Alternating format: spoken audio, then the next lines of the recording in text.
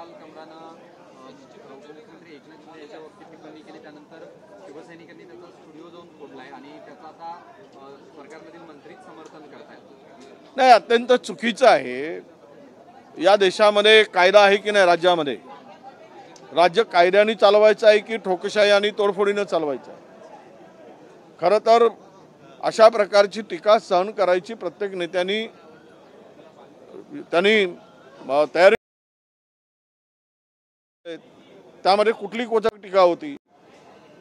केवळ अशा याच्यामध्ये सरकारच जर कायदा हातात घेत असेल, सरकार म्हणून जर कायदा पायमल्ली तोडत असेल, अरे संविधानाने सगळ्यांना बोलण्याचा, टीका करण्याचा अधिकारच आहे तो। ती टीका खालच्या पातळीवर असू नये, एकही शब्द त्यामध्ये कोणाला दुखावेल अशा प्रकारचा नव्हता।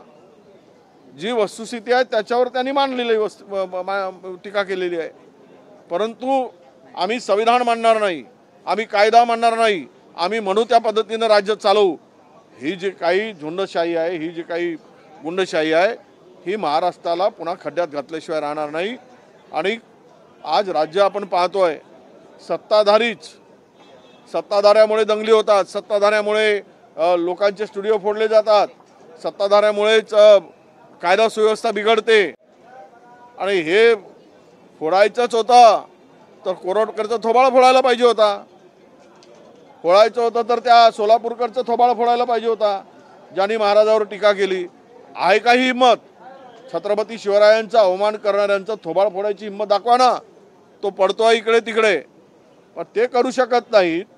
आणि दुसरीकडे मात्र टीका केली म्हणून त्याचं स्टुडिओ फोडणं हे अत्यंत, मला वाटतं की राज्यामध्ये आता पूर्वीच जी राज्याची स्थिती कायदा सुव्यवस्थेच्या संदर्भात झाली, त्याचं पुन्हा कायदा सुव्यवस्था उद्ध्वस्त करणारा विचार आता महाराष्ट्राच्या सत्तेवर आहे काय, असाच प्रश्न जनतेला पडला आहे। आणि त्यामुळं आमची मागणी आहे की तुम्ही त्यांच्यावर कारवाईची काय भाषा करताय?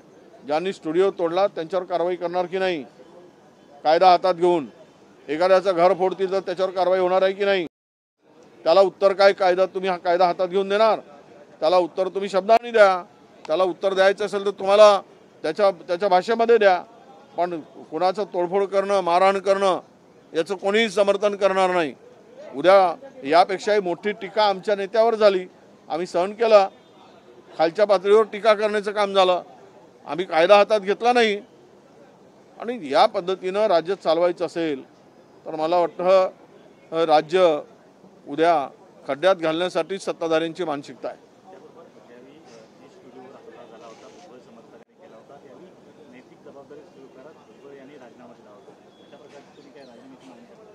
नाही, राजीनामा द्यावा किंवा देऊ नये हे नैतिकतेचा विषय आहे। ज्याला नैतिकता आहे तो विचार करतील, नैतिकता नसेल तर विचार कुठला आला? प्रत्येकामध्येच नैतिकता असते असं मी मानत नाही।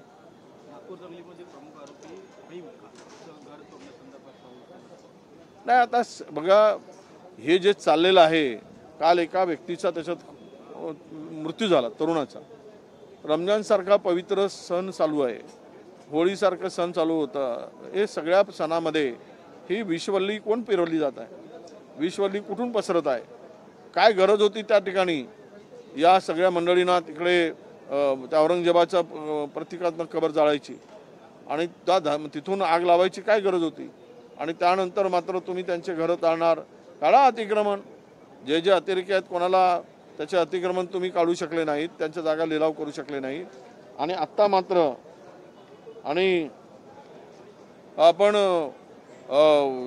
त्याचं घर आपण अतिक्रमण म्हणून फोडत असाल तर मग तुम्ही त्या वाल्मिक कराडचं घर फोडलं काय खुनी माणसाचं? प्रशांत गोरटकरचं घर फोडायची हिंमत दाखवणार काय? हाही खरा प्रश्न आहे तो।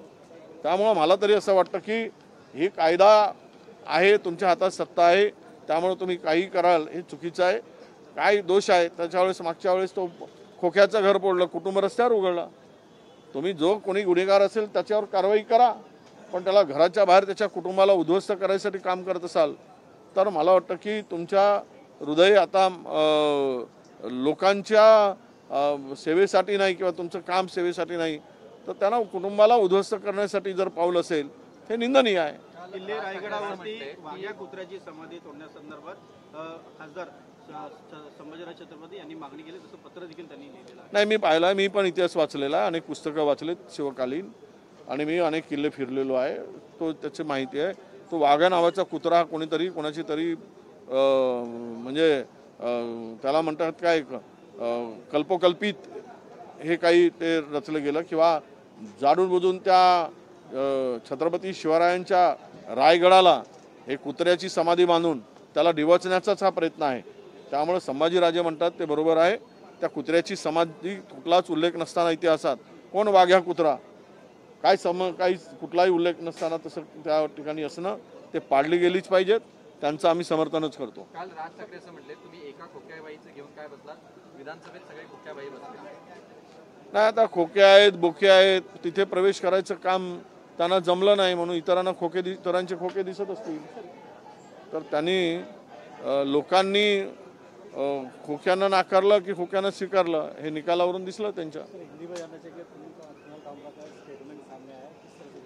नहीं, देखिए, मैंने इससे पहले भी बात की थी कि कानून हाथ में लेकर सत्ताधारी अगर इस तरह का काम करते हैं तो इनको राज्य चलाना है या झुंडशाही या गुंडागिरी के हिसाब से राज्य को चलाना है. सवाल यही आता है कि कानून के उसको किसी को भी टीका करने का अधिकार है. कोई गंदी टीका थी नहीं, कुछ गलत तो बोला नहीं था, फिर भी इस तरह का स्टूडियो तोड़ना, तो क्या इनके ऊपर कार्रवाई सरकार करेगी? अब ये हिम्मत है किसी का स्टूडियो तोड़ने की, तो इसके पहले इन लोगों ने, इन सरकार ने कोरटकर के ऊपर क्यों नहीं तोड़ा? उसका काम उसको महाराज के ऊपर इतनी गंदी भद्दी उन्होंने टिप्पणी की थी, वो सोलापुरकर का क्यों नहीं किया? कितने लोगों के नाम ले सरकार में से. और ये हिम्मत अगर बताते हैं कि छोटी सी टीका को लेकर सत्ताधारियों ने टीका सहन करने की मानसिकता बनाना चाहिए, और वही मानसिकता हुई तो राज्यों को भी आके लेके जाओगे. अगर कानून सुव्यवस्था को बिगाड़ना ही सरकार खुद चाहती है तो इसका मतलब कि राज्य में कानून के हिसाब से, संविधान के हिसाब से सरकार चलाना नहीं है, यही स्पष्ट होता है. हमारी मांग है कि तोड़ने वाले जो है उनके ऊपर सरकार तुरंत कार्रवाई करे. आपको लगता है कि